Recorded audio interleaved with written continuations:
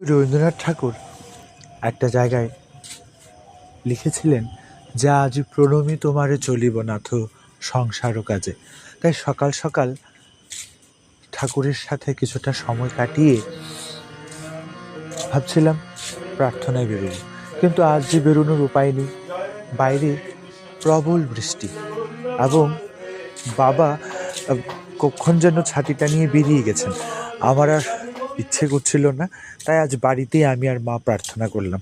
প্রার্থনা করে আর বৃষ্টিটা বাইরে পেয়ে আমি আর নিজেকে আটকে রাখতে পারিনি, আবার অনেকটা সময় ঘুমিয়েও নিলাম। ঘুম থেকে উঠেই দেখছি যে অফিস যাওয়ার সময় হয়ে গেছে। তো দেরি না করে বেরিয়ে পড়লাম। বেরিয়ে দেখছি না চারিটা দিক অন্ধকার হয়ে আছে। তো আর সেরকম ভিডিও করা হয়নি, মোবাইল বৃষ্টিতে ভিজবে বলে। তো অফিস থেকে কিছুক্ষণ পর এসেই ভাত খাওয়ার পালা, কারণ আজ সকালে আর খাওয়া দাওয়া হয়নি। অফিস থেকে এসে মা, আমি এবং বাবা একটু খেলাম।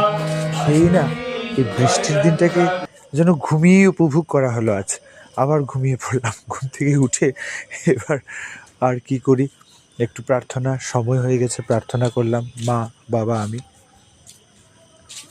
প্রার্থনা সেরে টিভিতে এমনিতেই দেখছি আজকে একটা বিশেষ ঘটনা ঘটেছে।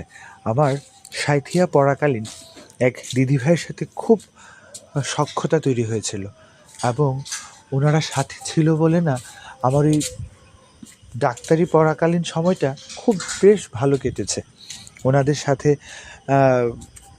দীর্ঘদিন ওই কলকাতা ছেড়ে আসার পর আর কথাই হয় না, যোগাযোগই হয় না। বিশেষ আজ দিদিভাই আমি যখন অফিস থেকে ফিরছিলাম তো ফোন করলেন এবং অনেক কথা হচ্ছিল। আর আমি তখন পড়ছিলাম সাঁইথিয়া বীরভূম।